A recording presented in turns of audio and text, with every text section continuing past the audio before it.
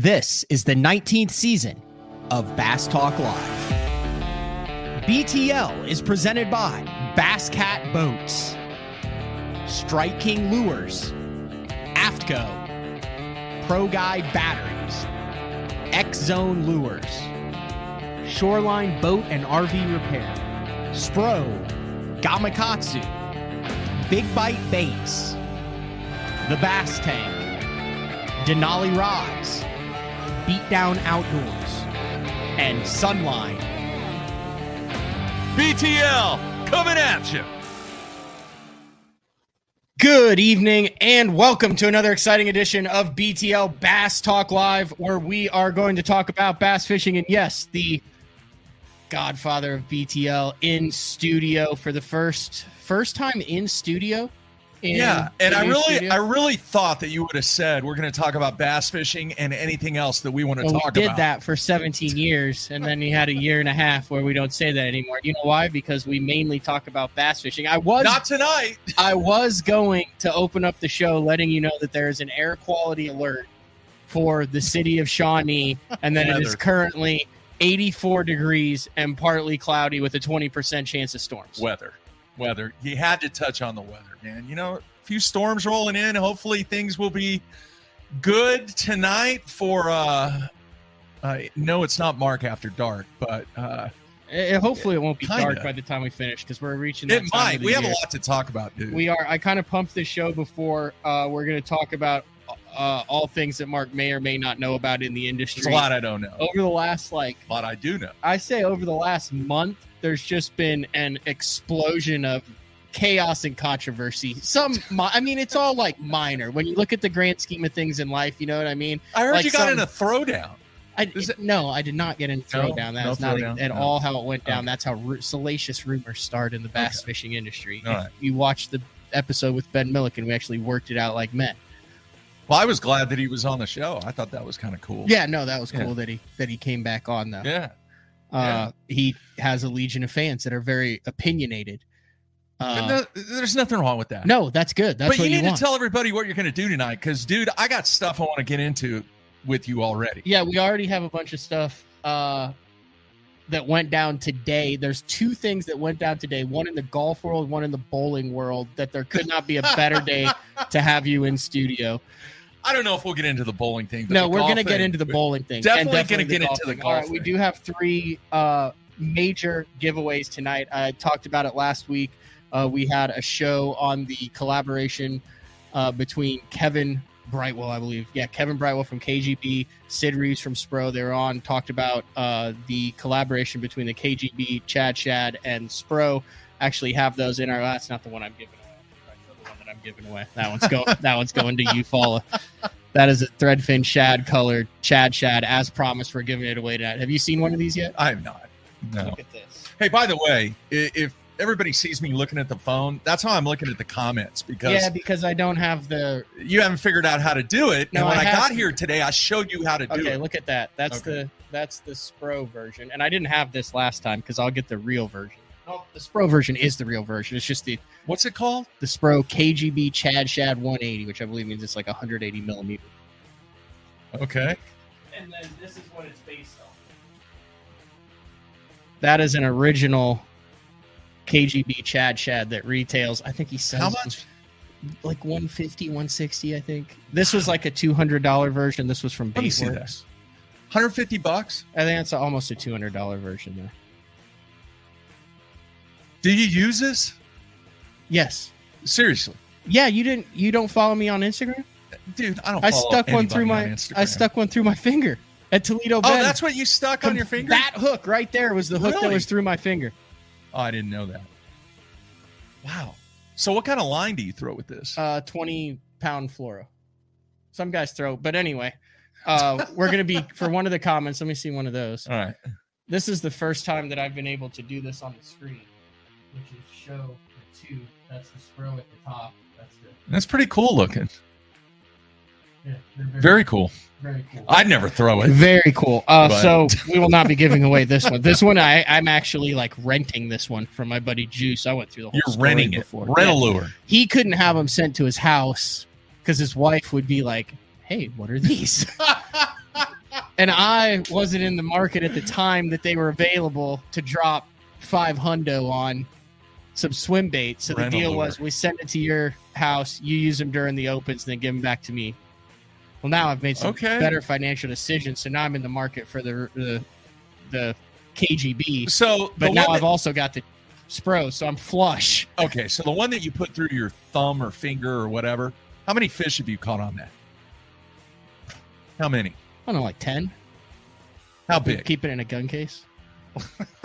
No, look. I mean, I've caught them up to about 5 pounds. Okay. It's not a numbers. I mean, it's a numbers bait. Though. It's whenever the time is right. So very time specific. Yes, we're also giving away 6 packs of. I'm trying to talk fish in here of the X Zone Stealth Invaders. These are cool new baits. We're going to be giving away those towards the end of the show. And we're going to just do random intelligent questions or comments. Makes sense? And then we'll just randomly the select. YouTube page? Yeah, on the comment section. Like if I want people that are actively interacting with the show, not just posting like one engagement. Word. Entertain, educate, and engage. All right. And then finally, this is the one that we're excited about here. This is the new Denali Novus Pro Reel that we're giving away. Let me see that. They're real. I've never seen one. Yeah, no, they just came out on the 15th. This is the Elite. Big shout out to Brian Head from Denali for hooking that up for us. Nice. And we will be giving away one of those reels towards the end, and we'll kind of do it in that order. 6-3 to 1. I believe that's slow? A 7-1 to 1. I think the just the Novus originally is the only one that comes in a lower. Do you ever use anything 6 to 1? No, but I was going through my garage, and you had given me. This was way back in the day, and I came across an old green Corrado, and it was those things are priceless. Jeez, no, that's don't break it now. See, like new. That is the first reel that they've come out with. You had given me way back in the day, so it would have been 2007, I think. Long time ago. A 3-8 to 1. Oh yeah.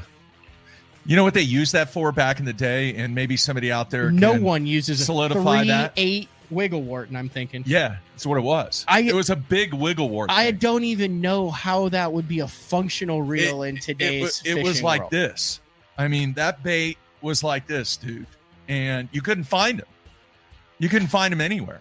3-8 to 1 though. Yeah. So how did you reel in a fish after you hooked it? That's my problem. That was the big challenge. Because I mean, the thing doesn't even. You gotta move. hook them to reel them in. If man. you watch the worm gear at the top, you're like that. Like I mean, you're really going to town on it, Mark. But you're not making massive casts with that wiggle wart, though. I mean, you're not casting like a Carolina rig. But a 3-8 to, I mean, I don't even know how you get the bait down, because especially if you're going towards the bait, towards the lure. It was the movement that was created using that low ratio reel that was enticing. That was the whole deal, man. I haven't. Oh, that was a mistake, because these are in bubble wrap. Someone's gonna get a janky tail. But look at this little number now from the X Zone. Look at that one, Mark. What's that? Oh, for up north, like a little. Oh. Yeah, that's in your lane right there. That is in my lane. Huh. Big shout out to Jim from X Zone for sending those packs of X Zones too. What's that color? This color is. It's got like a red kind of orange flake in it. If you guess this color, I'll give you $100 right now. I'll give you 3 guesses. There, let me hold it up, and I'll give you 3. Not people on the show, just Jeffries, and you can't look at the comments. No, I haven't even seen it before. 3 guesses. You get 3 guesses. If you get it right, I'll give you $1,000 live cash on the show. I'll give you $1,000 live cash on the show if you can guess this color in 3 guesses. I let me swear see here. Carrot shell. No, although very, very unique guess. Well, it's got to be something that is obscure. Yes, kind of off the wall. Let's see here. Orange genie. You're getting dangerously close, but no, that's not it. That's 2 good guesses. All right. 3rd one. Sparkle halo. Orange Sparkle Halo. I like your guesses. The name of that color is Psychedelic Mandarin. Oh, good grief. I wasn't even close. Oh, yeah. Why do you think I put $1,000 up? I thought those were good guesses, though. Orange cream. All right. Here's what we have on the docket for tonight. We have Bernie versus Kupal. We have the Keith Poche stuff, Mosley winning the Elites, Live Golf, PGA Tour sponsorships, the Opens, OU softball, and the BPT going on. Where do you want to start? Well, you forgot one thing, and I don't know if you've watched any of it. And like I said earlier, yeah, we're going to talk bass fishing and anything else that we want to talk about. I cannot believe you haven't brought this up. Dude, have you watched the first 2 games of the Stanley Cup playoffs? Yeah, it's been a absolute dominating performance by the very Vegas entertaining, Golden though. Yes. Extremely entertaining. It's going to be interesting to see if the Panthers can come back on home ice. But I'm impressed that you've even watched that with everything that you have going on. I watched game 1, and then I watch you can watch like a half-hour recap that shows all of the key saves, the plays, all the odd man breaks, and the analysis. So that's what I watched for game 2. The hit on Engel. Did you see that last night? The hit? Yeah, on Eichel? Jack Eichel? Yeah, sorry. Yeah, Eichel. And then he came back and had a really good assist to an open man in the slot. Yeah. Nothing wrong with the hit. No, it was a clean hit. Yeah. But I think knocked him silly. I think Vegas gets the first cup in 5. I'm impressed that you're doing that. All right, now let me tell you about my routine. And for those people that have watched this show over the years, my routine was very simple when we were doing the show in the mornings. I'd get up, I'd have breakfast. What would I watch? Do you remember what I would watch? No. You don't remember. You have no idea. The news. No. I'd watch CNBC. Okay. I had the loop music going for the first 15 minutes. We've been talking to background music. Really? Yeah, because I didn't have my headsets on. Oh, well, anyway. It's all good. All right, so CNBC, that was my routine. My routine has not changed, even though what I'm involved with now obviously has changed. So this morning, I'm eating my strawberry Cheerios, or strawberry banana Cheerios, I think is what it is. Okay. And it's about 10 to 9. The market is open. Things are going okay. Friday was an incredible day, and things kind of sputtered along on Monday. Well, anyway, all of a sudden they do their breaking news music, and they have the breaking news graphic that comes up on the television. And David Faber, who has been on CNBC forever, says, we have breaking news. We just received word that the Live Tour and the PGA are going to merge. And I about fell out of my chair. I was like, you got to be kidding me. And AJ just happened to be at home because he was going to play golf, and he stopped by.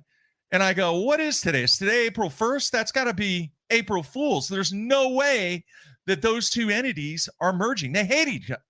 They can't stand each other. They're suing each other. They're doing all kinds of stuff trying to outdo each other. And then they said, hey, we're going to have an interview later on with a senior level manager of the Live Tour and the PGA. And dude, I was shocked. And I think it is one of the most riveting developments in sports in a long, long time. Now, granted, is there millions, maybe even billions of dollars involved in this? Absolutely. But hate is a strong word. The hatred that went on between these organizations. And oh, by the way, all right, how do you think that Greg Norman's social media was doing today? Yeah, I don't know how much up? I don't think he's really thrilled with this because I believe in the interview that I saw, they did not really put their silence. Yeah. Silence. Okay, so obviously, having been in this game, covering this game for so many years, the first thing I thought of was what? The MLF and Bassmaster. Exactly. Major League Fishing and Bassmaster, the split that took place following the 2018 season, started in 2019. Very, very similar on a smaller dollar scale. Well, a lot smaller. Yes. I mean, you're talking billions. To what happened at golf. You had a lot of the top pros that went to MLF. It created some divisive factor. Yeah. There was a lot of talk about loyalty, a lot of talk about tradition. MLF, There's guys upset right now. MLF, if you remember, I mean, dude, this is when BTL like blew up. We've been doing the shows, but we're still primarily tournament coverage. And when it came along, I mean, had the kind of the catbird seat where all this went down. And that's when the numbers started skyrocketing because everyone wanted to know about it. Just like I went on Foreplay Golf and watched their emergency podcast that went down. But the similarities are insane. MLF enticing, no entry fees, huge payouts. You can jump in the water. You can do whatever the hell you want. You can go wherever. There's no takeoff. We take off at 10. We weigh in at 8. Money everywhere. Everyone's happy. This is the biggest thing ever. And then you had the traditionalists that were there with Bassmaster. It's the same thing on Live. Live, L-I-V, is actually the Roman numeral for 54. Did you know that? Mm-hmm. And 54 holes is how many they play. They take off. It's a party. You hear the music in the background. Cuts. No guys cuts are wearing on the shorts. team. Everybody has it. People who've gone says it's the greatest thing since sliced bread. Other people in the traditionalists are like, no, you need to be grinding out PGA Tour wins. It's the same dang thing. And now all of a sudden, not on ESPN, not even on the Golf Channel, do you have this breaking news, but on the financial news kind of HQ for business. And I flipped over to ESPN, nothing. Flipped over to the Golf Channel, nothing. Looked at social media, nothing.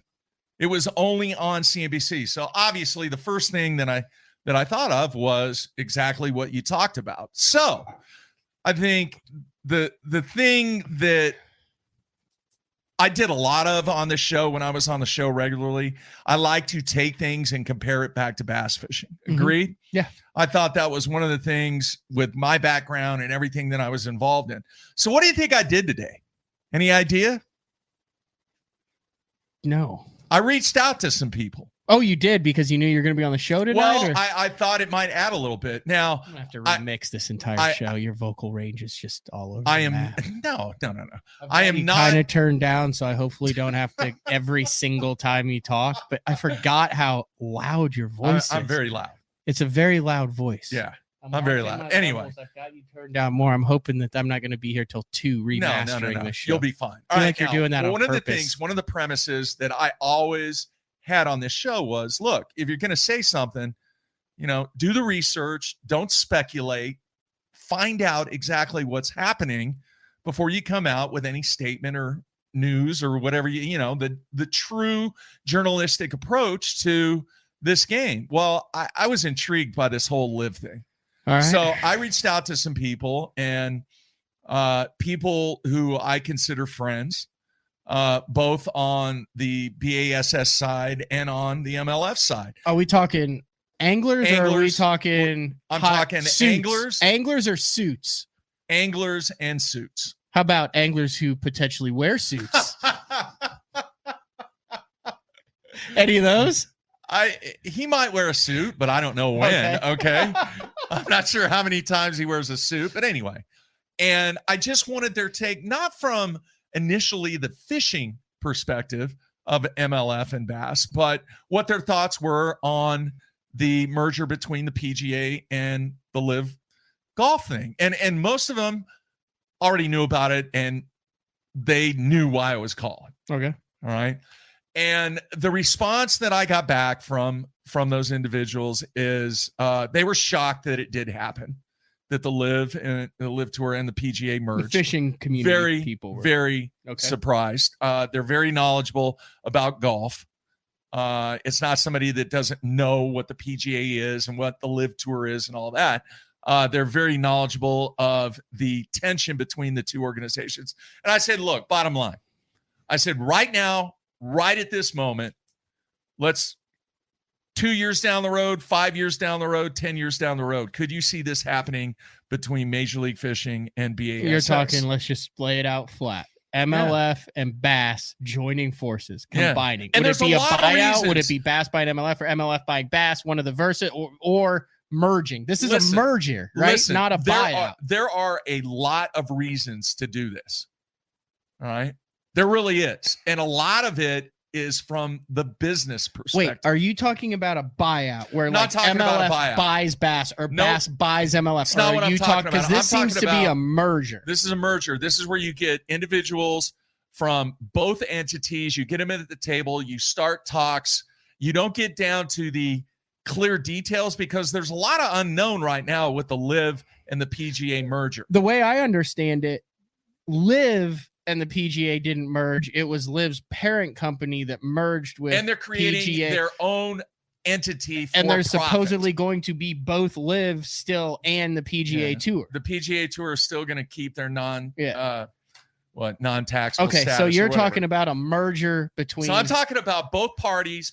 Both have representatives from both organizations getting down, sitting down at the table, and working out a deal to where both entities work it out to where there's a true merger, and there's only one organization from a professional and let's call it a amateur perspective in the professional fishing world.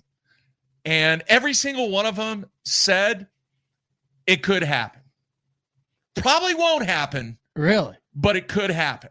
Now, is that gray? Yeah, and you've talked about a lot of gray areas here lately. It is very gray. But out of these people that I spoke with, nobody flat out came out and said there's no way in hell that's going to happen. That it is or isn't? That it's going to happen. That it isn't going to happen. Well, now I'm confused. Okay, nobody denied that it wasn't going to happen. Does that make sense? There wasn't anybody who put their feet in this. Yeah, in so the there's no dirt. way in hell that's ever going to happen. What I'm saying is 2 years, 5 years, 10 years, this thing that just took place today is groundbreaking from a business merger perspective because in the sporting world, you've never had two entities that have hated each other. And hate is a very strong word. The MLF dude. Bass was pretty good. There was a lot of hate going on there. Okay, let me ask you this. We're talking the Saudi back league with billions of dollars, hundreds of millions of dollars of contracts. From a financial perspective, You're out you of can't this compare game. it. Just speculate a guess. This is pure hypothesization. What the hell do you think Bass or MLF are worth? Like, what type of money are we talking about for a merger, a buyout stuff? I've always wanted to know this. I've just never. Here's how I'm going to respond to that, Matt. And I actually got into a conversation with a professional in the industry who is a financial manager in the industry. I guess that's the best way, like You've a been controller. snooping around in the, Dude, the dark shadows of professional bass by this whole fishing. thing. All right. And here's the conclusion that we both kind of discussed is there strength when you have a single entity? In other words, to be able to position your media offerings from a single media element rather than trying to get it into a situation where you're competing and it becomes major fragmentation due to the fact that you have multiple entities. And we haven't even talked about the third one. You know, is the third one even around still? Yeah, the MPFL is going strong. I didn't know.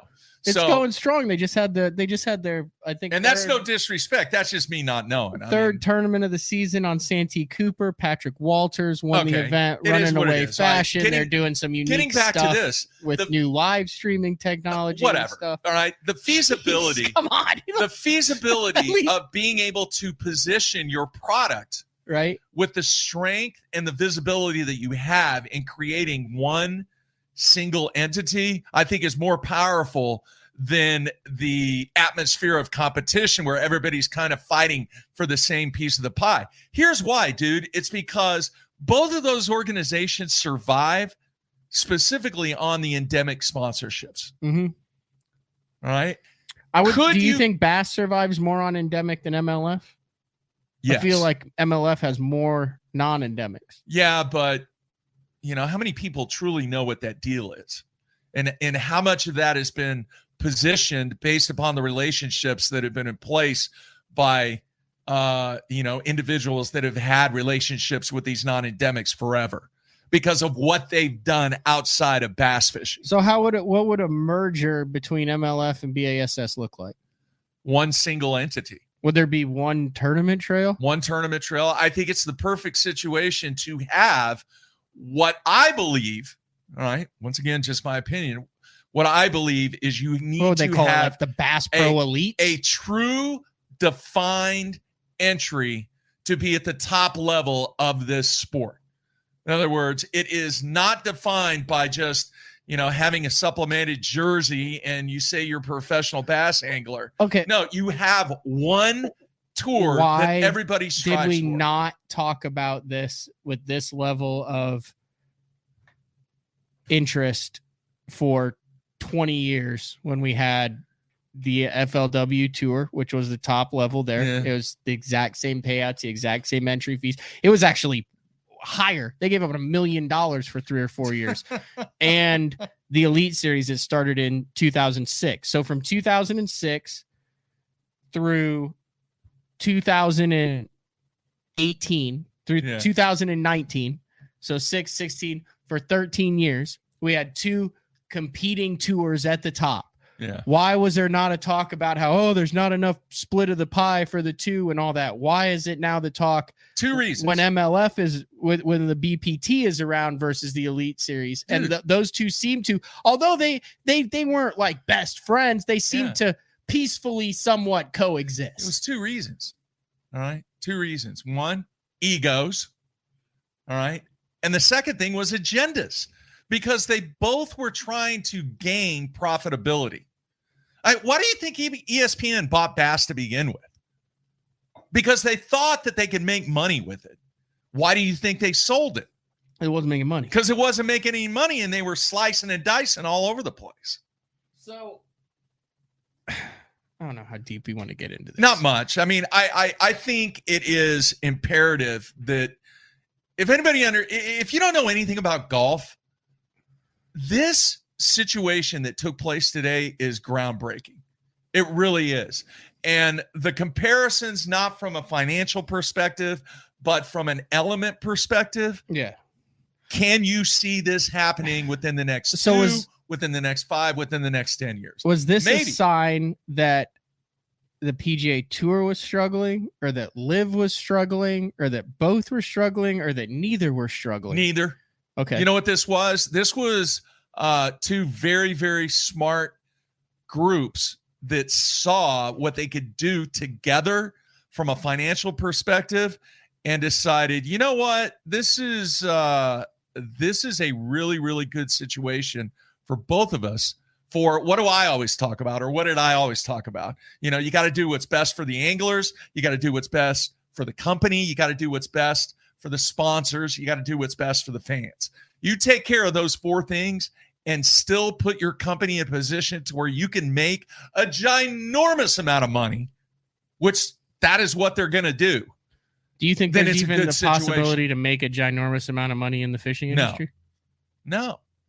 And I mean, history has shown that because of the lack of non-endemics getting involved. Here's the other thing. You could go to a New York or an LA ad agency, and the first thing they're going to ask is, all right, what's your distribution? And they look at what the true meaning of impressions and engagement and all the statistical data that are in the millions with all the other professional leagues. It's not going to happen. The money's just not there. It's interesting. I still can't. I mean, dude, these guys, we're 5 years in and they're still taking shots at each other.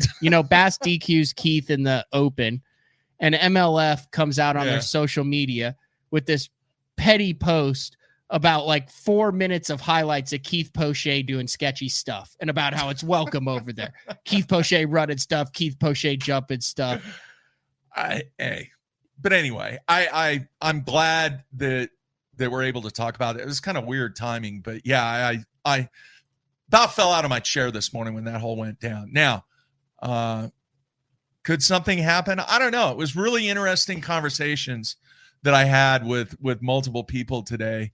We really didn't talk a lot about the fishing industry. We talked about the meaning of these 2 entities getting together, and would there ever be a possibility that could happen in the fishing world? I'm not sure what this means, but it sounds educated. What? Outside of one of the organizations struggling, what situation do you think can be the catalyst to making financial sense, to make financial sense for both organizations? In other words, what is it going to take for these serious conversations?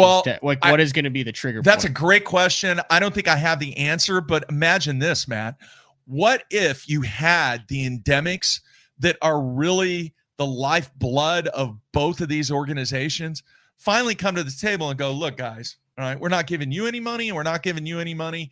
You guys need to sit down with us along with Company A and Company B and Company C that are all endemic sponsors, and we need to come together to where we build this. Do you think it's necessary? Like, I don't think that's a good idea right now. I don't want to see that happen. I like the elites where it is. I like the BPT where it is. We're 5 years in.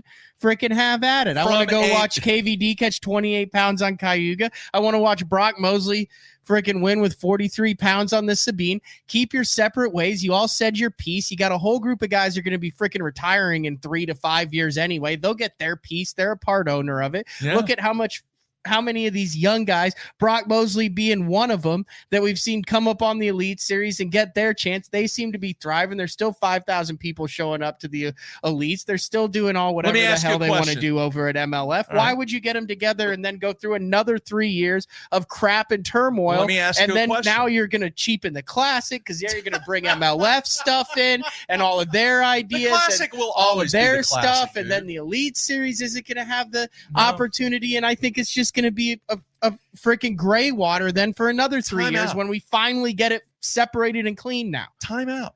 All right, time out. Think about this. The scale of earnings with professional anglers compared to professional golfers, it's not even the same freaking room. No. All right. But what if you get to the point to where in the fishing aspect from a professional standpoint that you don't have just the 10%ers? In other words, you could create an entity to where it makes it better from a financial perspective for the anglers. In other words, you don't just have 10% of the anglers out there having six-figure incomes. Because wouldn't you agree that's kind of the goal for every professional angler out there is, man, if I can get to that six-figure income, then I've made it. Agree or disagree? From a financial perspective, I'm not talking about a lifestyle perspective, dude. If you're making $100,000, if you're making $100,000 as a professional angler only from fishing, you're doing okay. Yeah. Agree? Yeah. So what if you could change that number from 10% of the people that do it to 40%? That would depend on the product that they're able to produce with it. We need to take our first break of the show. Mark Jeffries in studio, first time in studio from the Shawnee, Oklahoma location. Oh, you like what I've done with the place? It's outstanding. You like what I've done really with the place? Man. You did good. I mean, I had to call you. Mad props. I actually called Mark last week. I ran into a storage issue and then had to rip an MP3 and had a little glitch with it and had to call Mark. But other than that, man, it's been like over a year since I've called with anything. I mean, I kind of got the thing dialed in. Like I said, we ran. So before we go to break real quick, I mean, I'm scrolling through these. Are people disagreeing with me? Are they agreeing with you? What are they doing? It's a lively chat. Okay. It's a lively chat. I think people see both. People see both sides of it. Like there is no like us. It's not There's a versus. No right We're not wrong. like disagreeing with each other here. Yeah. All I'm saying is I don't want to see the product get screwed up. No, the product's got to get over better. Money. The product's got to get better. And I could see the product getting screwed up over chasing the almighty dollar.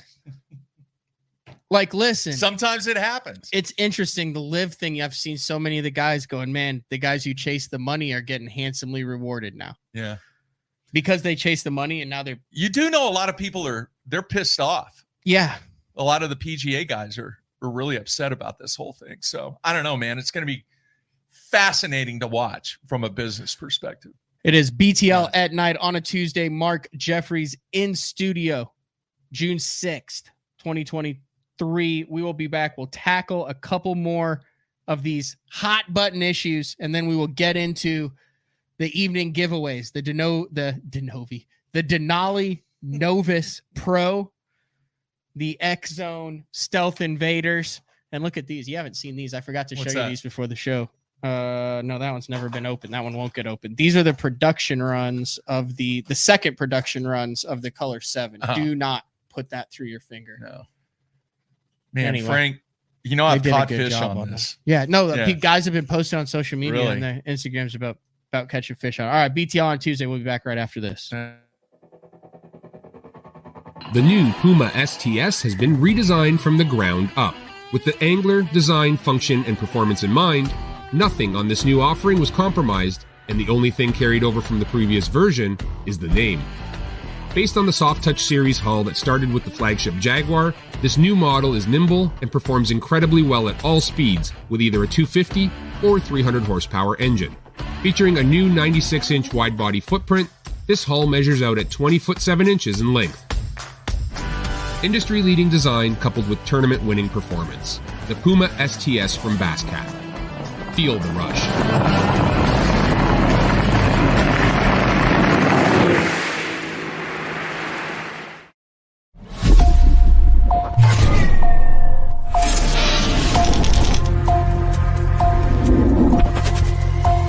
Everything you need, one legendary brand. Top on Strike King.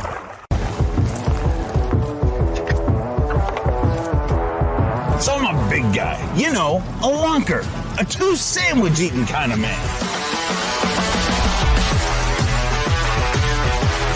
And on behalf of all of those bigger, I gotta say it once and for all, it's bad enough that the fish look smaller in our hands. The last thing we should have to worry about is getting quality outdoor clothing that fits. AVCO, any fish, any water. Elite Series Pro Daryl Gleason here. My Pro Guide batteries keep me going on those long tournament days and long practice days. Always plenty of juice, never fail. The best part about Pro Guide batteries, it's the people behind the company. They have over 40 years experience in the battery business, keeping all of us fishermen out on the water longer, catching more fish. Check them out at ProGuideBatteries.com. What's up, Bass Talk Live fans? Brandon Polnick here. And ever since I won a couple Bassmaster Elite Series events on X-Zone Lures, I've been getting a bunch of questions of what makes them so special and different. And really, the truth is, it's in the details. The little details, things like no cheap fillers in their plastic. That gives you more lifelike action, more realistic and vibrant colors. But don't just take my word for it. Go to www.xzonelures.com and check them out for yourself. All right, welcome back, BTL, on a Tuesday. Almost screwed the pooch up that one. Do you have the music going? Yeah, I got the music going. BTL on a Tuesday. A lot of good feedback, a lot of good comments and instant feedback. Educated comments is what I like. Yeah, I scrolled through them during the break, and big thank you to all the people out there that are liking me returning for a few minutes. Fishing Adventure answered, how do you enter the giveaway? So you've entered the giveaway if you're commenting. I don't do the fancy random picker. I'll just scroll back and through, and if there's a comment that catches my mind. So if you've left a comment at the beginning of the show, you're still good. You're still in it for the end. Yeah. All right, man. What else? What else you got on that list? Yeah, we talked about that. I do want to mention tomorrow morning, I will be in Tulsa, Oklahoma at Shoreline Boat and RV, one of the new on-location features of BTL, talking with Shoreline Tulsa GM Brock Enmeyer about all things fiberglass gel coat, getting your boat back in top shape, insurance issues, storage issues, winterization, all that type of fun stuff that no one really has to want to deal with, but then are glad that they dealt with it when it gets done.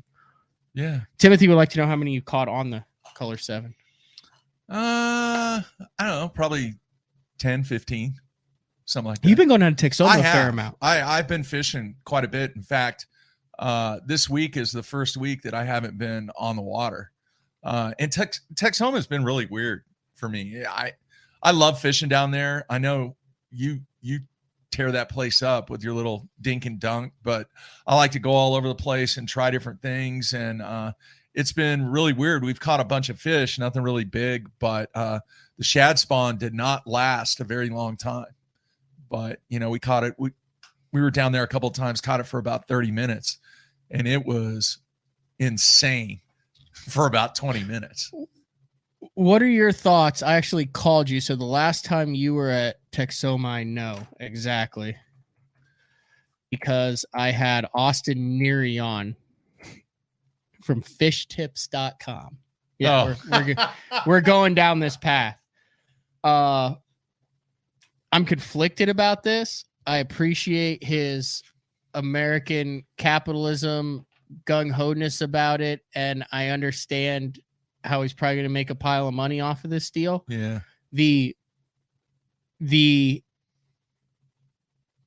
casual multi-species recreational angler in me sees the massive potential in this. The die-hard old school tournament angler in me hates it. Do you remember the conversation we had about this? This is not something new. I brought that up in the show with him. This Explain. has been done. Okay, you explain to me. So what we're talking about is fishtips.com. Here, I'll pull it up. This, like I said, I'm giving this guy free publicity, but he's also gone through all the steps to do it, right? He's done like videos about like, oh, you guys love to hate me, but thanks for the publicity. I'm not hating on the dude. I mean, the guy's a guide. He's a tournament fisherman. And he knows how to market. And basically, he's selling waypoints is what he's doing. He's not. And it's tips, too. There's also, so like, it's just easier to screen it. Because, like I said, this is interesting. Okay, here it is right here. So here's the first one. Exact baits and locations on how I made money on Pickwick this weekend by Jacob Lang, who's a professional guide. Baits and location on Pickwick Lake leading to 5-pounders, 4-pounders, and many more keepers. Techniques, conditions, and waypoints. And for $40, you can get Jacob Lang stuff. Now, there's all sorts of stuff posted up here. High Rock Juice for consistently catching big bass in the summer. Bull Shoals Crappie Factories in the Theodosia arm. Lake 10 Killer, 1 rock pile and 2 brush piles. Trenton Underwood, a collegiate fisherman. He is selling 1 rock pile and 2 brush piles on Lake 10 Killer for that, quote, summertime bite. And for the low price of $50, you can own the waypoints to that rock pile and 2 brush piles. You can also get June juice for giant smallmouth, lake taps, smallies, and muskie, all sorts of crazy. So what was the feedback from the fans? Mixed, very mixed. Really? Some people saying, hey, it is what it is. It's already going on. You want to make money, and if you want to be a guy who buys it, it's already illegal if you're at certain levels to buy information, purchase or barter information. Yeah. They got no issue with it. Would use it if they went on vacation to a lake. If they went down to Texoma with their son and wanted to know where the stripers were, and instead of calling up or hiring a striper guide, you could get the same type of information for $50 on fishtips.com, plug it in, take your kid there and start catching them instead of having to try to find them. Then you had other people who thought the dude was the Antichrist. I could see that. What was his response when you told him, hey, dude, this was done 35 years ago? Okay, so that's a long story to get to that. I did a very abbreviated Cliff Notes version, but what was the fish tips of the dial-up era? What happened, there was a guy, his name was Richard Altman, and Richard's still around. I think he's in his 80s. He lives on Lake Fork. Richard at one time was heavily involved in bowling and fishing, and he created this 1-800 number. This was 35 years ago, where you could call, and he actually had it staffed with people in a call center that had all the data on all the network resources that he had put together for people that he trusted, and fed him and his staff information to where it truly was dial-a-bass. So if you wanted to know what was going on at Lake Texoma, you called 1-800, whatever it was, and you say, hey, my name's Mark. I'm interested in getting information on Lake Texoma. Okay, what are you interested in? Well, I'd like to get a largemouth, smallmouth report. Okay, that'll be, back then it was like $10, $15, something like that. Take your credit card over the phone, boom, and then they would tell you exactly what is taking place on Lake Texoma to catch more bass, more largemouth than smallmouth. This thing was enormous. It exploded. All right. And he was enormously successful at it. And then what happened? What do you think happened? The internet? Yeah. And Basszone.com message board? No. But what was happening is you put a product out like that, there is a lot of trust in that product. So when you put a product out like that and the customer is not getting the expected response from the money that they're paying for. So what happens if I went down to Texoma after paying $15 and the guy told me, well, you need to go in the little glasses and throw a Carolina rig on all the secondary points. And I go down there and I do that and I never catch a fish. You going to go back? But what's even worse is, what are you going to tell your buddy about using that product? So what was happening is people were getting the information. They weren't going out and having success with the information that they were given. Mm-hmm. Word of mouth spread. Guess what? No, call center closed. Stop calling. Now, Austin said that you're basically going to have a ranking system on this, right? So if someone's selling their spots, their tips, their waypoints, and it's hot garbage, and you get out there and it's like, oh, really? You just sold the launch ramp that you could get on and give them a 1-star review. All right, let me back up a minute. Are we really at the point where, as anglers, either to try and get an edge in tournament fishing or just go out and have a good time, that this sport, this activity, this game of fishing has got to the point where I can't go to the lake without you can. It's up to you. It's totally up to you on whether you want to use it. Why do you have to do Listen, that?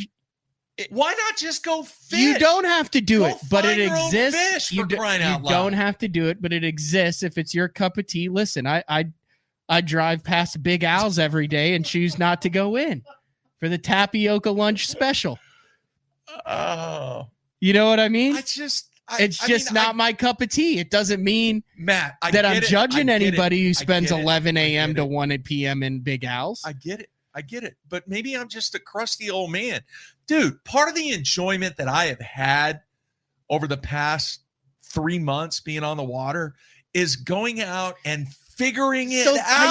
I know, but figuring it out. No, I get that. I 100% get that. And you can still go out and figure it out. Thrill. You don't have to, then be thrilled. Now, as a tournament angler, dude, if I ran a tournament trail, I would make that dude off limits. Look, if you're going to get info, I don't care if it's off limits during the practice time, whatever. If you got to dial a bass or type a bass or whatever you got to do, then you know what? You're not fishing our events. That's the stand. I don't think you could legally buy the stuff for the opens or anything. I think there's a bartering. Dude, I don't care if it's the Wednesday night jackpot. You just made Go find your own freaking fish. Made $2.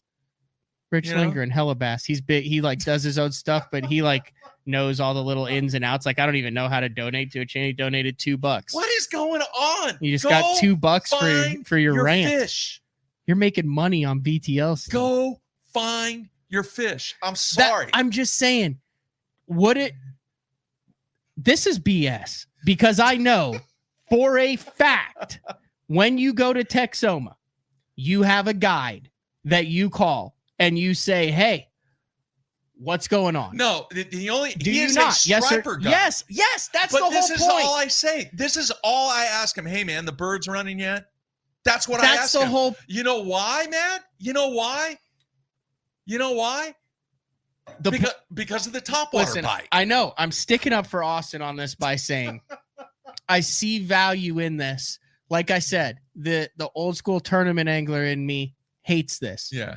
The guy who's connected and can call up a buddy and say, hey, where the stripers running on Texoma, because you don't want to go out and you're not there to find the joys of finding striper in 60 foot of water and where they're schooling. You want to go down and start hammering them, right? That's the joy. The joy in that is catching. When is it a good if I could now? if I could go on there and I didn't know 5 people that I could call, if I'm just a normal guy, yeah, then I could get on here and for $40, it's worth it if I've got a kid or I've got a buddy to be like, hey man, we're really going to hammer him after I idle for 4 hours. Yeah. You think he's going to want to go back out again with you? Hell no. You're freaking 9 packs of peanut butter crackers deep before you even make a cast. I get it. That's where I see the value is. I get it. But like I said, man, I don't care if it's the Thursday night jackpot. If you're getting your info from, the internet. Holy cow, you just made $4.99. I don't even know how you donate on it. Fishing Adventures $4.99 said I expect 3 waypoints and 2 presentations for this message. I knew you would have a strong opinion on this. Yeah. I get the business aspect and the aspiration to make money, coming up with this concept and this idea, but it remains to be seen if the information is valuable to where people are going to be repeat customers. And if it's good. Listen, Gator Adventure says Matt could sell all those crappie spots. I no joke could make one time probably 10 grand doing that. But you wouldn't do that. But listen, I'm burning the guys that I've worked with. Yeah. I'm burning the lake. I'm burning it. To me, the one time, now I know it changes, but that's a little different. I would have a tough time doing that in anything. I'm proud of you. I'm glad. But I don't think it's a bad thing as a whole when you look at it as a whole. Everybody knows how I feel. I think it can be very beneficial. Is it everybody's cup of tea? No, but name something that is. All right. Next one. We're going to recover from this. Let's take a quick break. Okay. We'll take a quick break. We'll run 2 or 3 ads. And when we come back, we'll deal with the rest of it. And then we will open up questions, ask Jeffries anything for a little bit. Yeah. And then we'll do the 3 giveaways. Sound good? Yep. BTL on a Tuesday. Mark Jeffries in studio. We'll be back right after this. Are you looking to install your own fishing electronics? The solution is the Bass Tank Power Harness. It takes the guesswork out of installation. No more voltage issues or interference. Designed by an engineer so that you can get professional results right there in your own garage. Installation done right with the help of the Bass Tank Power Harness. You can feel confident knowing that your installation was done right. The Bass Tank Power Harness. Give us a call or order yours today at thebasstank.com. Get the best patterns backed by tournament data. Start by finding the best 10% of your lake. Know exactly what to look for and what to throw. After that, just put them in the boat. Try the Deep Dive app today. Look at that beast right there. Have you considered purchasing new electronics for your rig? The type of mounts you choose to protect your investment should be part of the decision-making process. No matter if you prefer 1, 2, or 3 graphs up front, Beatdown Outdoors has a solution for you. Adjustable, versatile, rigid, and made in the USA. What's your ultimate electronics setup? Check out the full selection of Beatdown Outdoors products by visiting beatdownoutdoors.com. Having confidence in your tackle while on the water is one of the main things to success, in my opinion. In the last couple of years with Denali, I've had just that. From anything from spinning rods, casting rods, tungsten products, even now to casting and spinning reels, I have the confidence to go out there and get the job done and know that all my equipment is going to handle it and do it just the way I want it. The thing about Denali is you've got great quality products at a great price point, so make sure you check them out. Shoreline Boat and RV, dock rash, storm damage, collision repair, that deep scratch or gouge from trying to access that secret creek. Shoreline Boat and RV can get your prized possession back in mint condition and looking good on the water, fast. All repairs are done in-house, so they're able to get your boat or RV back to brand new, quickly. All Shoreline's work comes with a rock-solid warranty. Find out more at ShorelineBoatandRV.com, Kansas City, Austin, and Tulsa. I'm the kind of guy that never leaves a house without a pocket knife, and Gamakatsu's come out with the EDC series of knives. EDC stands for Everyday Carry, so whether you're on the water or off, you can always have it with you. The best thing about it to me is that assisted open feature. With this D2 blade, you've got it right here at your fingertips, so if you can't find your scissors, you need to cut a knot, you need to cut your braid, you've always got it. Make sure you check it out. Never leave home without your Gamakatsu EDC knife. Born in Japan, using technology, innovation, and precision, Sunline produces the widest selection of fishing lines at the most technologically advanced line factory in the world. Manufactured at the strictest tolerances to produce victories at the highest levels of tournament bass fishing. From household names like Christie, Swindle, and Cruz to young guns like Cook, Logan, New, and Welcher, they all trust Sunline to take them to the top of the leaderboard. Choose the line that will give you the strength to guarantee your confidence. Sunline. All right, we are back. BTL on a Tuesday. Mark Jeffries in studio. Covering a variety of topics tonight. What's next? What's next? I would love your opinion on the water confrontations playing out on social media. We've had like 3 or 4 of these things take place. I mean, we had the me and Milliken thing. Yeah. We worked that out live on air. It's shocking to me. I know Milliken brings his fan base, but the amount of attention that got. Yeah.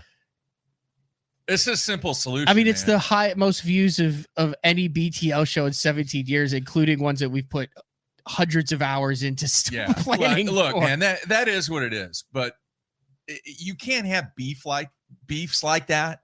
What you got to do is there's nothing like face to face, and this bantering back and forth. Look, man, I'm old school when it comes to if you got a beef with somebody, you look at them at the eye and you get it worked out. Doesn't ever make it to social media. Never. So does. you have the Kupal Bernie Schultz beef that was going on where the thing went down with Bernie, then Caleb posts the video of it the next day, and then he takes it down, and then he reposts it. How many times did we see confrontation on the Elite Series? All the time. Guys worked it out. You got the Poche deal where he's taken to social media about his grievances with how Bass has dealt with the situation. Yeah. Now, it also would have been really easy for Bass to maybe not give him as much coverage this past week on the Sabine where he had a good finish. Dude, they pumped him up good. I mean, for a guy who stood on stage and looked over and said, oh, the whole Chase Anderson thing. Good to see you, buddy. Good to see you, Chase Anderson. Yeah. And then, I mean, but see, that's asking to not get any damn coverage. What kind of conversation took between him and the administration? I want to get Keith back on the show. I mean, like I said, I've never said a crossword to Keith. Yeah. I think he's good for the sport. Look, I think he pushes the boundaries. I got no issue with it. I want to get him back on. Dude, these confrontations on social media, they're stupid. All right. You got an issue with somebody, you go to their house, you go to the ramp. You go to their house? Dude, I don't care. Wait, that's a horrible advice. You get it worked. You don't go to someone's house after you have an on-the-water confrontation. If you're at the tournament and you're staying at a house like a VRBO or what, I'm not talking about. You deal with it in private 100%. That's it. And get it taken care of. And you shouldn't have an issue with that individual for whatever the situation was ever again. It's not fair game now. Everything is out there. Everything's on social media. You want to show the good, the bad, and the ugly. This is the ugly. This prevents guys from cutting other people off because now they're afraid they're going to get called out instead of behind the stage. You don't subscribe to that theory at all? No. You get it worked out between you and the individual. If you got to kick his ass, kick his ass. No one's ever actually kicked anyone's ass except for one time on Kentucky Lake where apparently someone got cold cocked in a weigh-in line. But you take care of it between you two. You don't go public with it. There's no reason to take it public. I agree. You just don't. I mean, what? Clickbait? Is that what we've gotten to when it comes to conflict? Is we try to create a situation where I get more But did you views? not deal with that? Is that not society in the beginning? When you started fishok.com, you went with the Bassone message board. Yeah. And how many times did you have someone on the Bassone message board say, meet me in this parking lot, I'm going to kick your ass? I can tell you a situation right now that happened at Uchi, all right, because that was kind of the first thing that we started covering was that winter jackpot thing. And I go, hey, man, I don't appreciate what you said about me. You said that to someone? Oh, yeah. I said, and rather than post something on the and message board. It was Gene Gilliland? No. Oh, okay. I said, I'm going to walk up to you and I just, tell me why you said it. Let's get it worked out right now, man. I don't want to talk bad about anybody. And you got it worked out then. Now it's all about views and clicks and impressions. And dude, if you got a conflict with somebody, get it worked out. But what if you make your living off of views and you're showing then everything? Get another freaking job, and you're showing doing everything. The wrong thing. I think you're wrong on that. So you should create conflict. No, you shouldn't create conflict. So if conflict takes place, rather than taking I don't care think of the you. conflict, I don't think you leave. I don't think you glorify the conflict. But then I don't think you leave it out. The minute you put it I don't on think social you leave media, it out. you just glorified the conflict. No, you dude. don't leave it out, but you don't whitewash it. Okay, give me an example of that.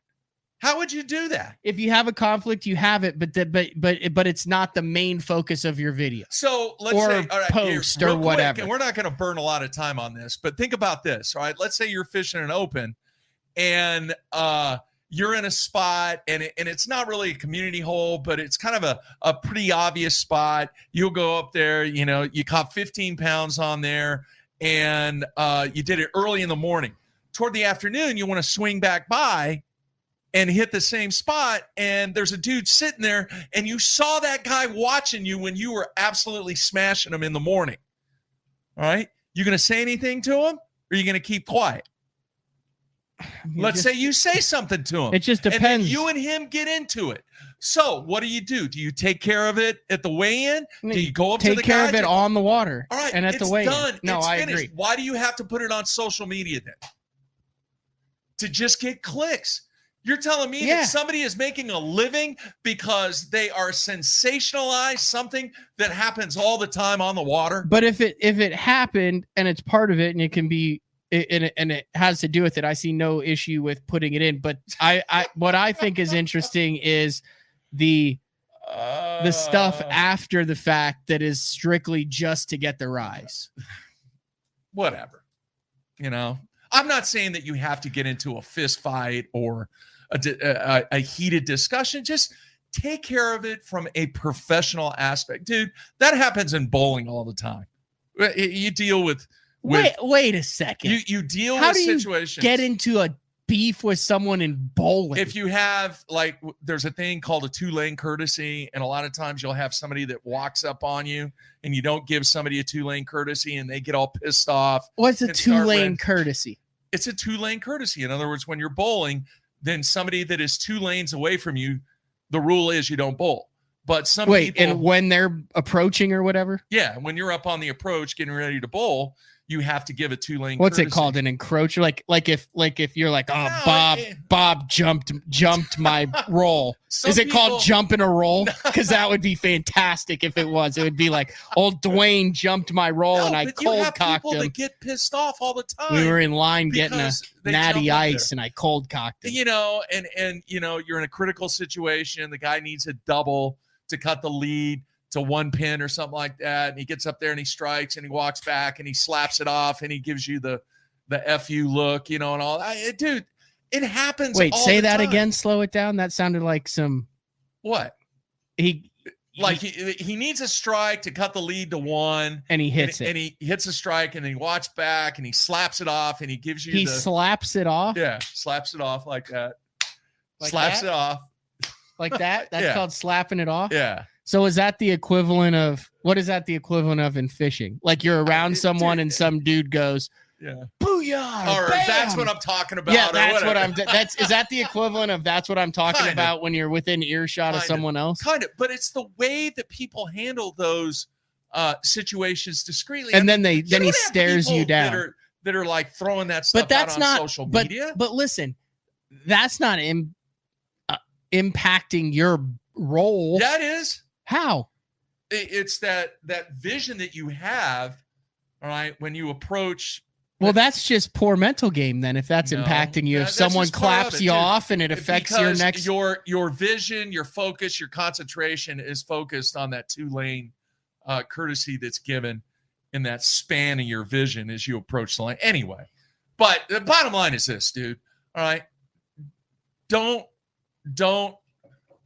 put your stuff in a public situation when it doesn't have to be. I will say Clay said the Matt Herron where he goes, it's in the box. You see that? That just happened. Do you remember that with Tharp? Yeah. I will admit that if I was to pick out one of the most badass comeback scuffles, the Matt Herron boat flipping a 4 and saying that just happened. It's in the box, and slamming the lid down in front of Randall Tharp is probably at the top of my list as far as clap off moments. What do you call it? Slapping it off. What?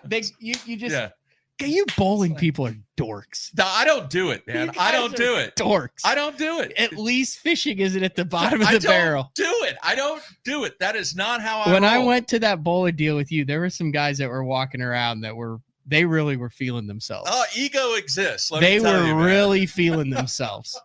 Anyway, so hey, I'm a little old school on that. I'm not saying that conflict isn't going to happen. Of course, conflict's going to happen, but I don't think it needs to be sensationalized to where everybody's got. Oh, there's someone on the instant feedback who has been in a bowling alley throwdown. Yeah, I've been in a fight at a bowling alley. I've seen him. So anyway, speaking of which, let's get all the bowling talk out of the way. There is a lot of stuff going on. Let's start with what's going on at Southern Nazarene at SNU, Southern Nazarene. For those who haven't been keeping up with collegiate bowling, probably nobody on this show. Go ahead and just fill everybody once in. Yeah. I'm not going to bore everybody with this, but it's been really, really cool. I am going to tell a super quick story about a recruiting adventure that I had in Cleveland, Ohio, when I actually got to see Frank and we hung out and went to dinner and had a great time when I was in Cleveland. But anyway, recruiting's constant, but for the most part, it's over. I have 16 players. I have 9 men, 7 women. We're going to be in 10 events beginning in 2023. Very, very excited.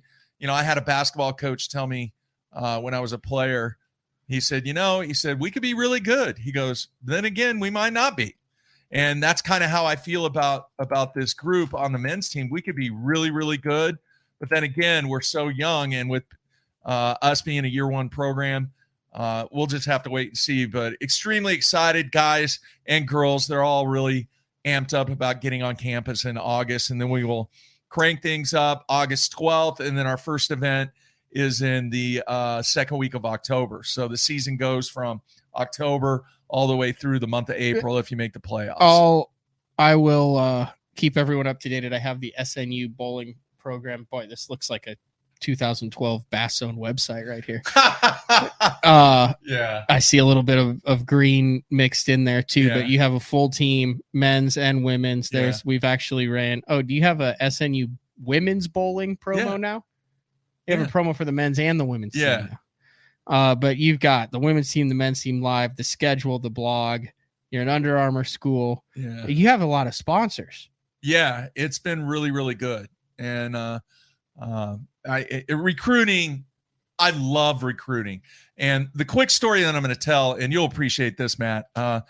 This first event that I went to in Cleveland was the first one of these events that I had ever been to with this recruiting company.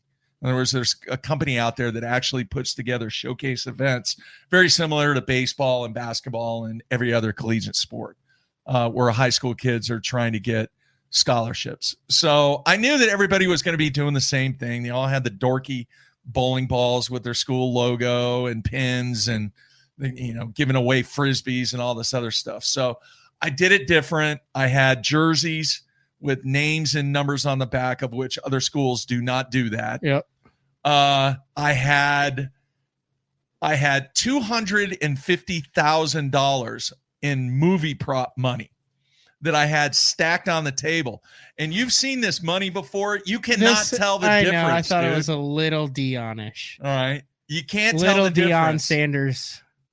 All right. But I had scholarship money to get away. It was an intention getter. And then the third thing that was really different is I had 16 hockey pucks, blank hockey pucks. And when recruits would walk up to me, we'd talk a lot. And then obviously they'd look at the cash and then they'd look at the stack of hockey pucks and they go, what's the hockey puck for? And I go, all right, man. I go, what do you call a score when you're playing hockey? What's it called? Well, it's called a goal. You're right. And I'd grab a hockey puck and I had a gold Sharpie and I'd write on the hockey puck, goals are achieved at SNU. Mm-hmm. And I would give the kid a hockey puck and I'd say, look, man, No other coach is going to give you a hockey puck in this bowling center, but you're going to remember me and you're going to remember this program every time that you take that hockey puck home and you put it on your bookshelf. You're going to remember about what we're trying to accomplish as a team. Ooh. The feedback that I got from people, even the school that was right next to me, because we all had our table set up, is they were packing up. He looked over at me and he goes, dude, I'm just going to tell you, you kicked our ass today. Because all the kids wound up at my table because they wanted to talk. They wanted a hockey puck. They wanted to look at the money. Well, they heard that the Crimson Storm was building. So it was an amazing recruiting event. And quite honestly, I have I'm only bringing on 4 more for 2024. I pretty much have verbal commitments really close with 4 kids already on the men's side as a result of that Cleveland event. Could not have went better. So it is a dream job for me. I could not close out my working career doing what I am doing now any better. And hopefully over the next 5 years, and I can make it for the next 5 years, that this program blossoms into one of the leading programs in the nation. All right, let's bring this full circle. And then next week, I'm off to Colorado for the PBA 50 Senior U.S. Open. So my first national PBA event of the year. Christina says that her husband and her love bowling so much that they went bowling for their wedding instead of having a regular reception. Wow, that's impressive. Let's bring this full circle.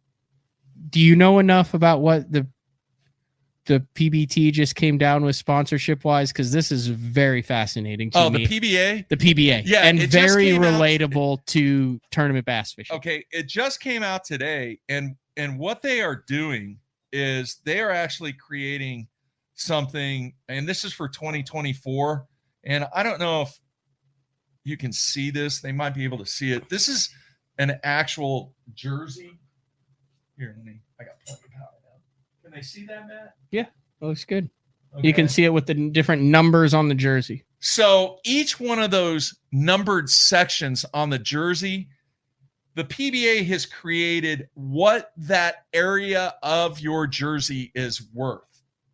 And you cannot sell that portion or that area of your jersey unless you obtain the minimum dollar amount the PBA has set. So like, if I show you again what the jersey looks like area 16, I don't know if you can see that. See area 16 there? All right, now let me look it up on the chart because I don't remember. Okay. Area 16, the minimum you can accept for area 16 is $11,000.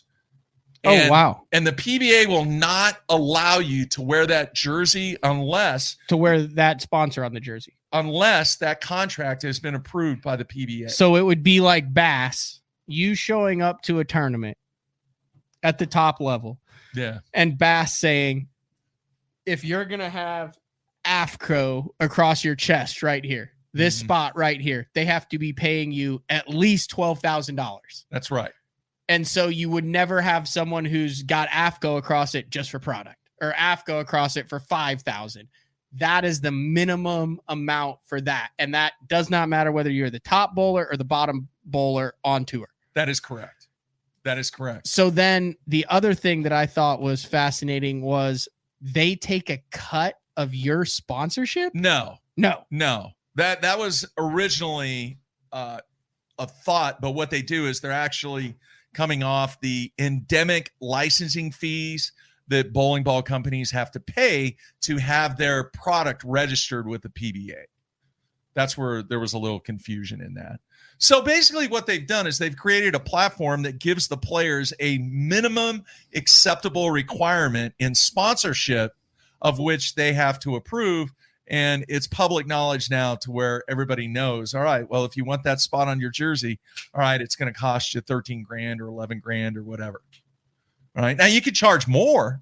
That's just the minimum acceptable requirement that the PBA will allow you to wear that company, their brand, their name, whatever, on your jersey. for 2024. That's good stuff. Lee said that a fishing buddy of his met his wife in a girl bowling alley fight.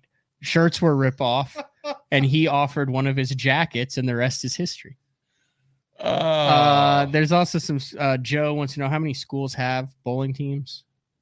Do what now? How many schools have bowling teams? There are 175 colleges and universities that have bowling teams. Get your questions into Mark if you guys have any random. You can ask me anything. Any random questions. Fishing, to bowling, Mark. Hockey, whatever. Hey, when's the last time you played poker? It's been over a year. Yeah, it's been a while for me too. Fish and chips, man. That was What is the status on that? Is there a chance that are you ever going to have a chance to bring that back? Maybe. The problem now is our season is right on top. Yeah, it would be great to have one of those things to kick off the season, or if the Bass and MLF schedule worked out to where there was a break in a location that we could do it at, because really spring and summer, I'm just recruiting. I mean, I'm traveling. In fact, I've already got trips booked to Nashville. Here, I'm fishing here, Matt. All right, I'm going to Nashville and I'm going to Des Moines, Iowa. If anybody out there wants to take me fishing on these recruiting trips, you just let me know. I think Nashville's in August, and Des Moines, Iowa, actually, I think it's Cedar Rapids, is in July, the end of July. Man, I'm looking down at what else we have here. Have you been watching the OU women's softball? Yeah. They're a machine. I watched. I've never seen anything like it. I've watched both of the Stanford games. Yep. And the dominance. You know what it reminds me of? It reminds me of KVD when the Sexy Shad was just coming out. To 2012. I mean, was that not an epic time for him? It was. And everyone knew that they were screwed. I've never been to covered an event like that where everyone knew that they were screwed. And he's leading. Is he still leading? I don't know. When I glanced at it. Yeah, he had 28 pounds. That's what I was going to pull up now. Yeah. Which it's been a minute since he's led. Two guys at the top, Van Dam and Cliff Pace. Yeah. Van Dam, Cliff Pace, Jacob Wheeler, Edwin, Mark Davis, Connell, Luke Clausen, Justin Lucas, Littner, and Scott Suggs. Top 10 took 22.15 at Cayuga. KVD has 28.01, and there were 7 bags over 24. All right, let me ask you this. All the anglers that have come into this game, let's say since the year, I don't know, maybe they're in their 20s now, maybe late teens, early 20s. Do you think that the vast majority of tournament anglers in that age truly understand how dominant Kevin Van Dam was in this game? Or do they even care? Yeah, I think a lot of it's online now. I mean, I think they've heard the stories. If you're a tournament guy, you know. Because that period, when the whole crankbait thing was going on, that was one of the most dominating periods. It's kind of like what Wheeler's done here recently. It was insane, dude. And I don't know if the young anglers of today truly appreciate how dominating those performances were that Van Dam had. I mean, you're around him all the time. How often does his name even come up in conversation? Rarely. Yeah, it's still pretty relevant. Really? Yeah, he's still pretty relevant. I say pretty relevant. He's still the number one dude, man. He's still the guy. You think so? 100%. Now he maybe has taken on a little bit of a different role. Yeah. He's still the guy. He still is the guy. I don't think there's anyone even close still. You don't think Wheeler's approaching that territory? No. Kevin is still the guy. I mean, this is supposedly his last year. Well, obviously. I mean, you had him on, didn't you? You know. Oh, the day. I mean, I haven't had him on. If you want to get that, Mercer did a couple really good ones with him. But yeah. Huh. All I right, thought about that. I don't know, man. It'd be interesting to get a lot of the young anglers' take, whether or not they've even looked back at at how dominant that his career was. Remember, we did that comparison. Yeah, we did. I need to go back and pull between that up. Let's him and pull Wheeler. some. Let's give away some stuff. Give it away, my friend. All right, we're going to start out with 6 packs of the X-Zone Stealth Invader. And like I said, I know that there's some fancy app on here that you can go through and it'll be like, it will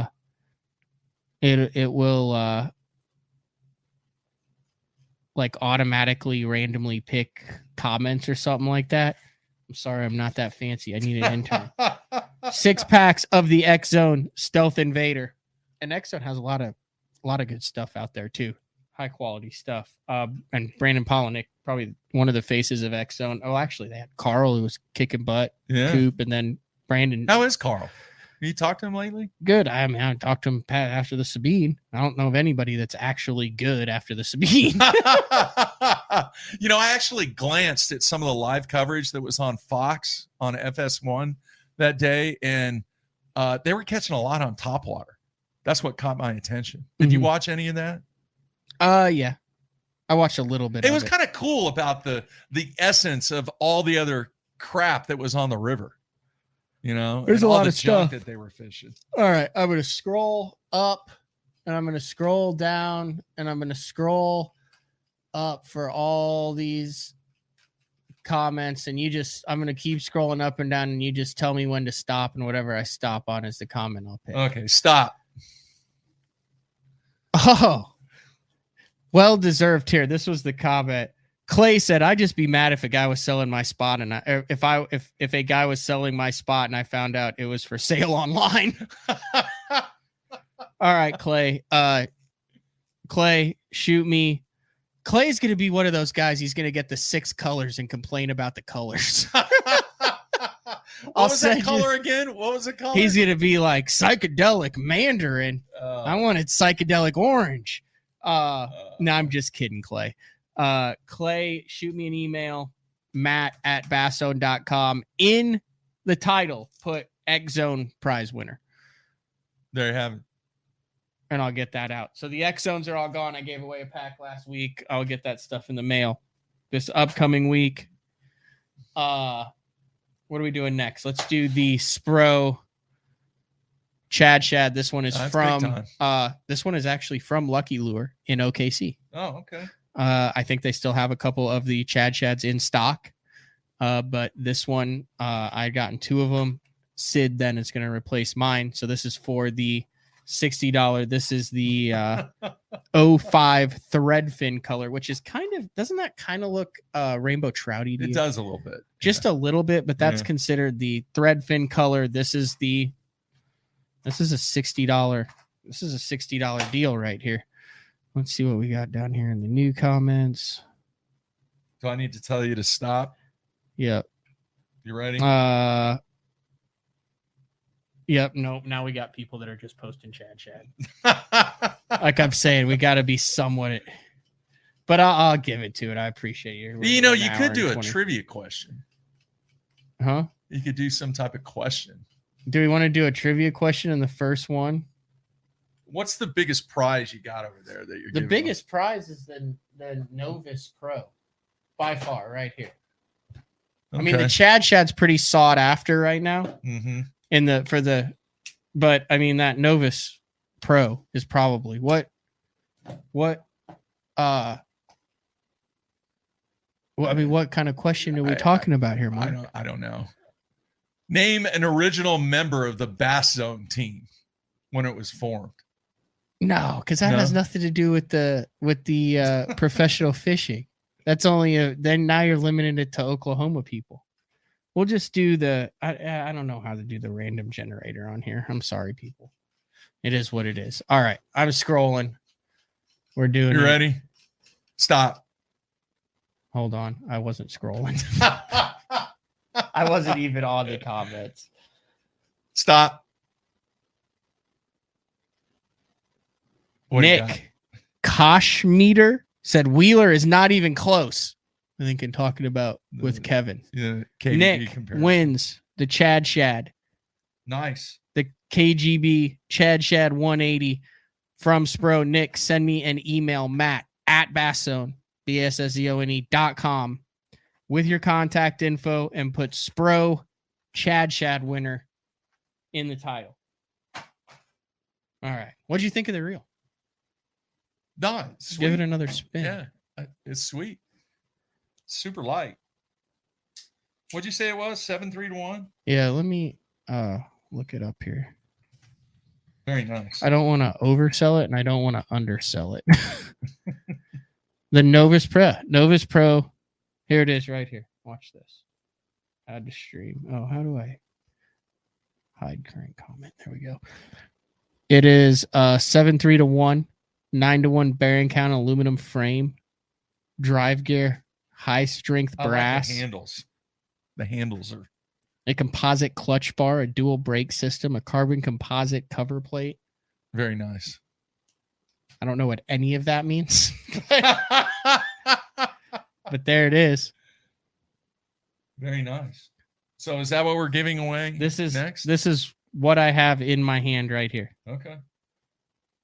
$200. $200. All right. You ready? Yeah, 1 second. Let me keep scrolling. I'm going up and down. I'm going up and down. So Okay. you just give it a while so I can get a good marinated mix in. And I'm not looking at any of the comments. So just tell me when to stop and all. 3, 2, 1, stop. Oh, our buddy Steve. His comment, though, was Mercer looks uncomfortable when Poche is on the stage. That is proof that we did not pick this. But Steve met Steve at the Classic. Doesn't miss a BTL. Nice. So, Steve, Matt at basszone.com. Put Denali Novus Pro Reel in the description, and I will get that headed your way. All right, here. I'm going to give something away. You're going to give something away? I'm going to give something away. I did a lot of cleaning. What do you have to give away? Well, I don't have it with me. It's back in the studio back home. But I did a lot of cleaning, and I got a lot of stuff that I ran across. You were kind of hoarding in the mid-2000s. Oh, I got a bunch of stuff, and I still haven't cleaned out the mezzanine, what's behind the curtains. I have no idea what exists up there. But I'm going to give away an original, all right, an original Bass Zone hat. I found an extra one. Which one? An original. It's not even up there, dude. Well, this is all the collection. I don't see it. Not this one? It's not that one. Not this one. It's not that one. Not this one. It is that one. It's the this purple one? Yeah. I think it's the purple one. Okay. You have one of these? I have one of the original. It's either the purple one or the purple, white, and black one. It's one of those two. These are like 1990s. Yeah, they're 20 plus years old. The net effect on bass fishing. That was back when it was Fish OK that was actually the Bass Zone. The Action Optics Z team. Yeah. I don't even know if that sunglass company is still around. Are they still around? Smith? Yeah. They are. Dude, I'm working on a really cool sunglass deal that hopefully I have a meeting this week about it. Yeah. It's done in principle. But just as far as what we're going to be able to bring to the listeners and viewers, it's just more than just it's a engaging. Yeah. I'm really excited about it. Here's the other thing. I am going to throw in a plethora of stuff. Oh, crap. Here we go. Used hoodies from high school. No, you literally sent a listener a 2X previously worn Oklahoma high school hoodie from a high school you no longer coached at as a prize. They wanted that. You sent that to someone as a prize, Mark. You should feel ashamed. I was not. That was a request. So I'll give somebody away. All you got to do is ask me a question. Matt, pick a good question. Whoever's got the best question for me. Pick it. There was a couple of good questions early on that we talked about. I didn't even see it. You can ask it now. Pick a good one out. Hold on a second. Hey, somebody did ask me if I miss doing this, and honestly, yeah, I do miss it. I told Matt during the break that the bantering, the conversation, the just how we kind of gelled together, the whole oil and water kind of thing sometimes.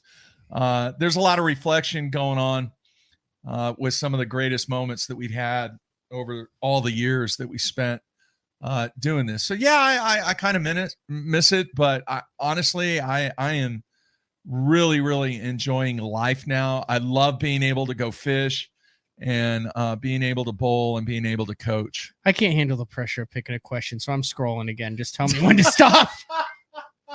I wanted somebody nobody wants to ask me anything. Oh, you want a recent question? Yeah. A recent question for the hat, the first things. Yeah. That has a specific question. Oh, well, now you're fishing for feelings. And like, here's what, are you catching them on top water? What's your biggest tournament fish? Just pick one. Too much pressure. Oh, I like this one. Okay. We'll end on this one. William wins it. Okay. Mark, what is the most expensive bowling ball you have? I'm curious on how much retail? You spend on. I don't know. Just answer the questions.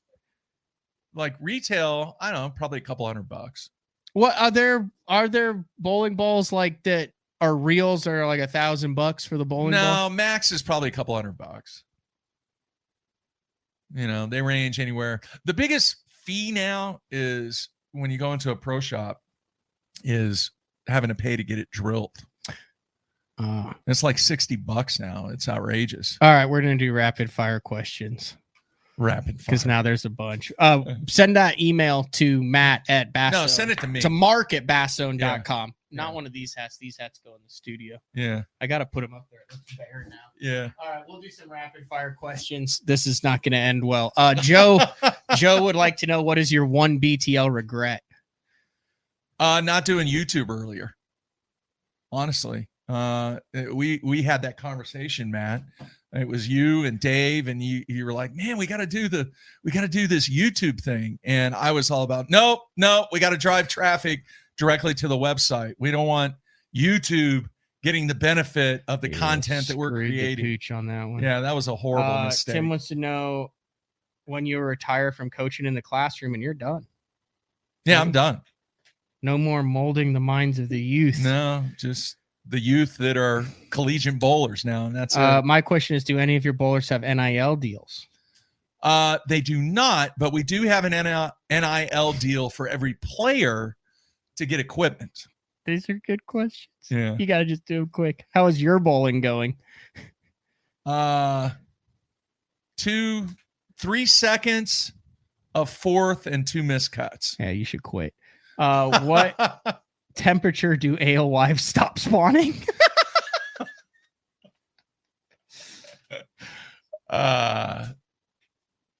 What's your biggest bass this year? Biggest one this year? Probably a 5-pounder. What are the odds of a 7-10 split? 100 to 1. Is it harder to coach a two-handed bowler versus a one-handed bowler? It is less difficult to coach a two-hander than a one-hander. Oh, here's someone on here who says, tell Mark I found Tony Christian. Matt and I have talked about that. What's your favorite interview of all time? Wow. That is, that's a good question. Probably face-to-face interview, probably Bob Cobb. Okay. Yeah. For that 20 foot deep. That was earth-shattering for me because I grew up with that voice. Yeah. Bo wants to know why you always wear stripes. I'm not a solid dude. How many times you ever see me in a solid shirt? Never. Yeah, that's his question. Why does Mark always wear stripes? You can't just like solid shirts. Why? I like stripes. My jerseys that I wear, what do you think they are? Stripes. Here's Chris. He says, how's your son's baseball going? Dude, everyone's graduated in the working world. Yeah. I mean, my oldest son he's a pilot for Delta. And then my youngest son he's one semester. He has 1 semester left to get his MBA and is a graduate assistant for the football team at Southwestern. Favorite Carolina rig bait? A Zoom French fry. How many people use those still? You. Nobody. Mark Edwards would like to know, can you taste and smell? I cannot. Not because of COVID, folks. No, it's not. It's a poor from balance. my accident. Yeah. Still can't taste or smell. If you were one, would you be a PGA or a live golfer, and why? I would probably I'd probably be a PGA golfer. Good answer. Yeah. David wants to know your best bowling score is. 3-game set, 827. But how many perfect games do you have? 24. 24 perfect games, Yeah. people. Yeah. I don't even want the answer to that one. Says, how is Random Matt fire. doing taking over BTL? Brittany wants to know what your favorite BTL episode is. Oh, the last show. Matt did a tremendous job putting that together. There were so many people, so many memories. The way that final show went, good grief, it went 4 hours. Other than that show, my favorite show was probably the show that we did from Clear Lake with Harold Allen. That was a good one. I thought the Kellen Ellis one where he came in with the fish replica that was really and talked about busted Mike Long. Yeah. Here's a little housekeeping fishing W. Father's Day coming up. What's a good bowling ball to get? Wow. Versatility, price, kind of all around. I would suggest a Black Widow Ghost 2.0 hammer. That sounds fancy. Yeah. Hammer Black Widow Ghost 2.0. How'd you get into the strawberry cereal? I can't taste anything. Yeah. Why do you? Because it's weird because I can detect and I gather texture, and there was something about that strawberry cereal that was good texture. Listen to this. Paul threw a French fry on Saturday. Irison has a ton of Zoom French fries. Awesome. Baxter, the Zoom French fry is legit. It is. Chris, I use the Zoom French fry. That's awesome. Daryl, me love the fry. You ever thrown a French fry? Just with you. Could it work? Let me ask you this. Could it work on a Ned rig? A Ned works better on a Ned rig, but it could. Yeah. It's just a chunk of plastic. Are we ready to cue up the music? You got to drive an hour home. It's been a long day here. I thought you were going to take me to dinner, man. You want to go to dinner? Half the stuff is blown away. I haven't ate it all. So okay. I'm kind of hungry. We can do that. 8:40 in the evening, dude. I greatly appreciate you taking an evening out of your time. I have one last question for the fans. All right. I haven't done it. What are we in? June? I haven't done one all year. I'll slowly fade the music back out. Do you want me to do another Mark After Dark? It's not going to be scheduled. It's going to be one of those random things where I'm in the studio or I'm working late and I'm just going to go live. If you missed any of the Mark After Dark, I think I've done 2 since I retired. They were something. Yeah. So if you want another Mark After Dark, who knows, sometime this year, just throw it on the comments and maybe I'll make that happen. We'll see. Dude, yes. Everybody's saying yes right now. Thank you, Matt. You're doing just awesome show. Do more shows. Fantastic. You're doing a fantastic job.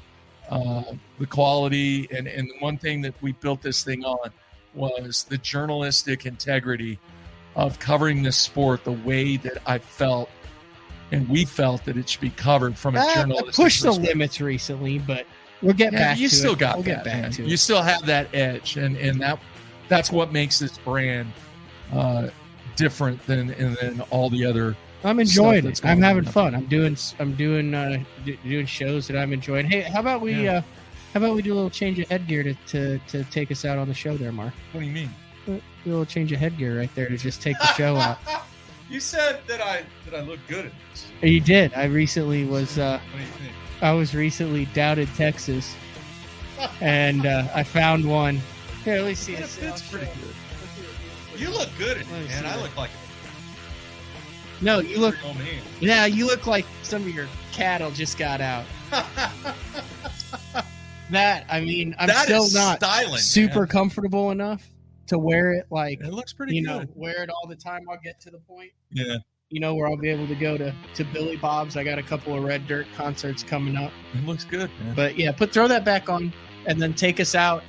Take us out of the show. No, you're not. All right. Well, I'm take good. us out on the show. We got the music queued up. We got everybody talking about it. But you wanna end this one?